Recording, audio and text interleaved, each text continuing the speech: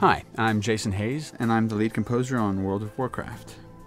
World of Warcraft provided some interesting challenges that are a little bit different than some of my other experiences. Just lately, that's been a lot of the cinematics for the games and the trailers that promote them. You know, since StarCraft, I've done a lot of that kind of thing, and World of Warcraft, not only is it an in-game experience, but it's a massively multiplayer role-playing game, which means that people are going to be playing for a long time, hopefully. I mean, we would hope for years. So even trying to think of how you would even begin to put music behind that kind of experience is a little bit daunting. So I think early on it was something that we decided that we didn't want to have massive bombastic music playing all the time in the background, because the idea is that would get really tiresome fast if you had to listen to that all the time, even if it's very good music. So the concept that I came up with for it was that we would do something that would try to be a little less linear than typical music. Instead of going from point A to point B on this musical journey, like when I write a piece of music, I guess it's usually kind of like that if I try to analyze it. Instead, trying to kind of bask in one aesthetic moment and kind of stay in that state. So if you're up on this mountain looking at this snowy vista, you just have this one kind of feeling. And if you started the music at the beginning, it would feel like you're just kind of getting the feeling of being in this moment of seeing the snowy landscape. And if you started, you know, a minute and a half into it, it would kind of sound like the same thing. It just like it's like it would always be in that one moment, which made it a little bit easier to fade in this music and then fade it out, hopefully so that you wouldn't really feel like you've just now kicked in the beginning of this this composition.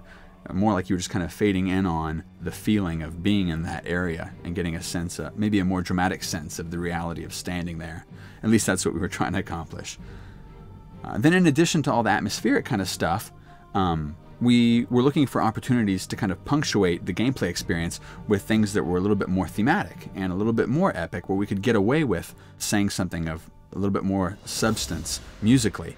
So where we elected to do that was in places like cities. When you first enter a city, thinking of that in movie terms as being like an establishing shot, where all of a sudden, you know, you arrive and you kind of see the first shot and you can get this theme that maybe represents the people that live in the city. And then beyond that, of course, in instance dungeons, and you have these really fantastic encounters that take place that are very dangerous or exciting, we wanted the opportunity to play some more action-oriented or battle-oriented music, knowing that those particular occasions that would be warranted. Of course, you don't want to be out in the middle of a field killing snakes and have that sound massive and epic, because it's not. It's not an epic event. So we wanted to save these little action-oriented moments for like the really special encounters in the game and other special moments. You know, certain areas also in the world that have special significance because you've just happened upon maybe something famous from the Warcraft lore. We were going to have a little musical intro to kind of say, wow, I finally hit this really cool place. I think the music in the game ended up being on a continuum from the just super atmospheric, textural stuff to things that are a little bit more melodic. And, you know, I tend to get excited about the music in the game that has a little bit more of a melodic or thematic quality to it. It's also my concern that some of that stuff might get old quicker than other pieces, because they just inherently they're going to sound a little more catchy. You're going to remember them better. It's just part of the nature of doing that kind of thing. But I think that kind of music is a little bit more expressive.